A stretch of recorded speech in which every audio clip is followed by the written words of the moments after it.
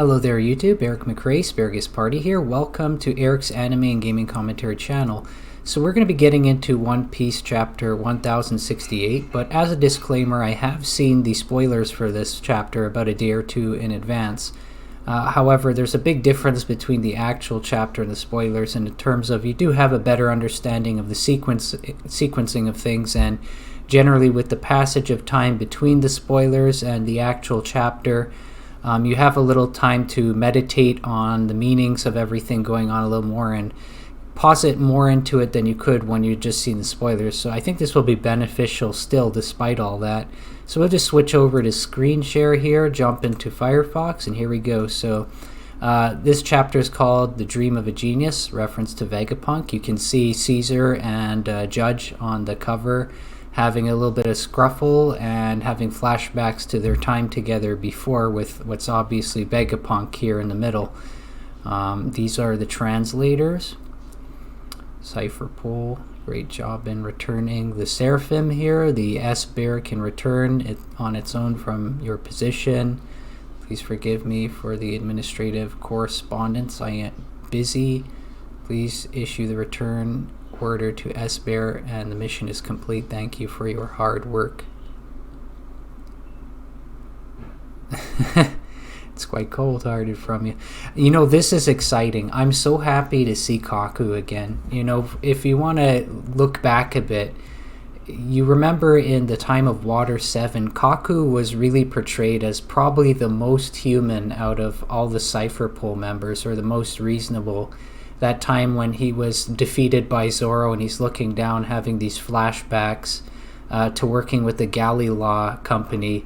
Clearly he had quite a bit of emotional attachment to them, and he didn't feel great about everything that was done. So even though he's generally reserved himself to still maintain his duties as an assassin working for the world government, he does have that element of humanity in him that's a little stronger than the others. So I'm so happy to see he's back. He's a really great character out of the CP9 bunch. Why don't you let us on the island for a cup of tea or something? It's cold out here.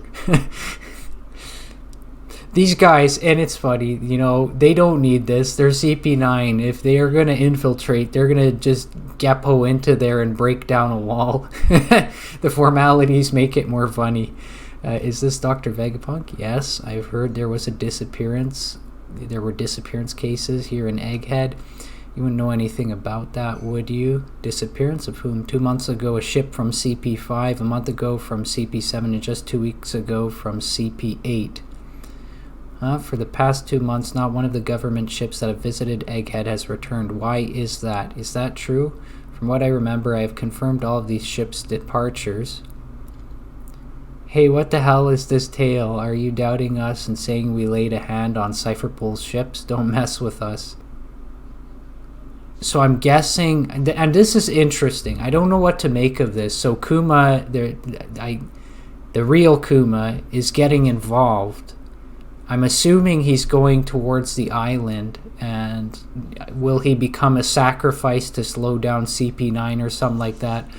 I don't know, but I'm going to assume this is made as a plot device to give some reconciliation to Bonnie, some much needed closure and healing, right? Very interesting. So he's teleporting off.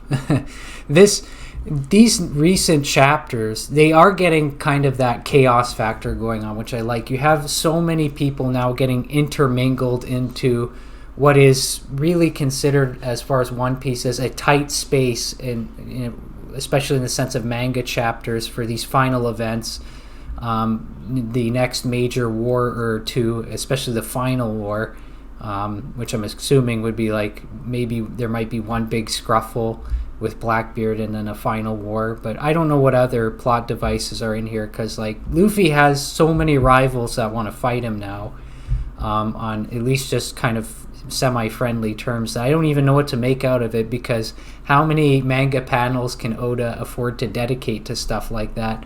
We're going to see what he has in store for us, that's for sure. Energy is widespread all over the world, free of charge. That sounds like, wasn't this the thing that happened with Tesla? like the Nikola Tesla.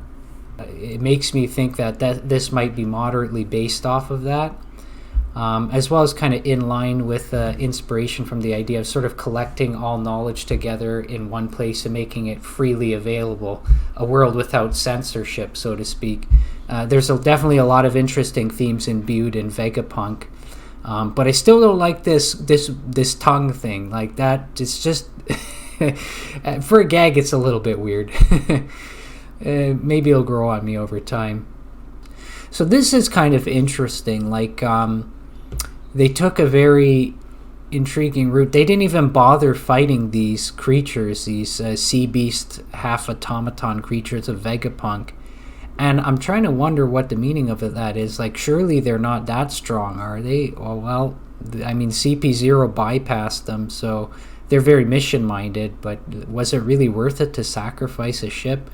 They must be fairly dangerous for them to make a decision like that. Mind you, we already had the panels where Luffy and his crew entered into these seas, but still, it's like, it's kind of dubious and not obvious. So it is, you can see why world government will probably react with a lot of frustration after Lucci and them get back to them and they come to the realization with their blunderous treatment of Vegapunk, they've now pushed him into what is probably going to end up being some form of alliance with Luffy. And you don't want to have a guy with weapons like these in good terms with a guy who, like Luffy, right? If you're on their side. And that's kind of the hilarious part of it. The decisions they make that are so selfish and all about covering up history, they keep backfiring on them. Is Sentomaru actually on the island, or is this like a copy of Sentomaru? I don't know what this means. Sentomaru, I thought he was with the Marines. He's fighting against CP0. Like, for me, this is big. Sentomaru is kind of an interesting character, and we haven't really gotten to see much from him. So, wow. So, will you take me out to the sea after I pack my belongings, Kaiser? Don't make it sound like we're going on a field trip, old man. Don't boss me around, old man.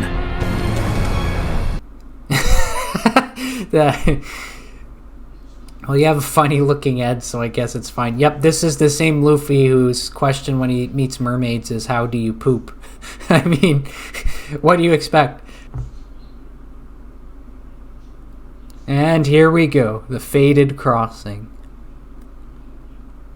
Alright, that's it. So now I can give a little bit more commentary. Sorry that sometimes my reading is not the most comprehensive. It's like my brain is tracking too many things and trying to micromanage way too many things. It's probably a bad habit. I should stop.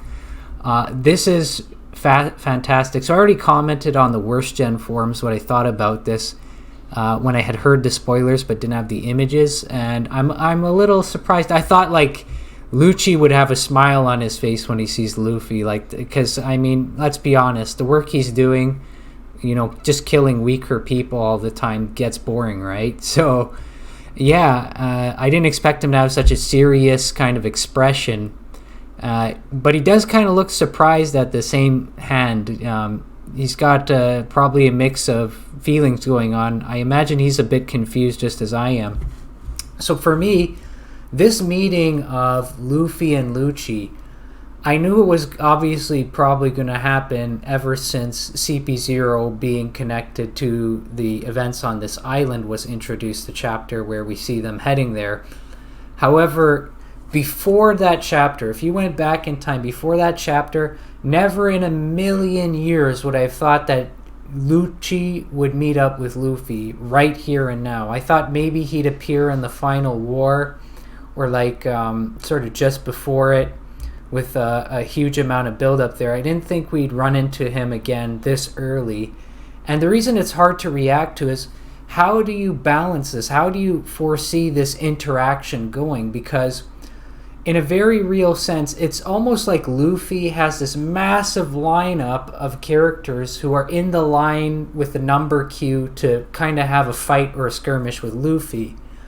And it would almost seem kind of unfair if Lucci literally gets to have a second fight with Luffy. I mean, and then people will be, well, Smoker. Okay, Smoker had a few skirmishes with Luffy, granted. Usually they're not the greatest, and the last one was horrible for Smoker. It was just the worst thing ever, with what happened with Law back on Punk Hazard. But this right here, how can you see this going? Because with what happened last time Luffy fought Lucci, their power levels were very close. But Lucci was overall the stronger, and it was a very long, stretched out fight tied to a lot of drastic events with a lot of build-up that made it take a certain amount of time. And here now we don't have that same build-up for this particular skirmish that might happen here. It doesn't seem like it could probably go on as long. And even if it did, if we were given a masterclass battle right now between Luffy and Lucci, if their powers were still close enough for that to be viable, their power levels, if you will, can Oda really afford to dedicate the time and the manga panels to it? That would be the question. So I personally think it's highly probable they'll skirmish here. But I don't see it going on for too long. I'm assuming they'll be sort of whisked out of here, so to speak, the Straw Hats with Vegapunk, or rescued. This might have to do with Kuma coming in and possibly getting in the way. But I feel like this one is probably going to be interrupted. I will also put out on the concept of what happened with Atlas here. I don't think this is something that takes away from Luffy in any way. So Luffy did a little bit of a childish play punch on Atlas. Obviously Luffy, if he wanted to crush Atlas, I think he could have destroyed Atlas in one shot just as easily as Lucci. So I don't think Lucci doing that takes away from Luffy in any way. I don't know what the meaning of it all is yet, but I suppose we're going to see. Yeah, that's pretty much it. God bless you guys. Have a great day, and I'll see you in the next chapter.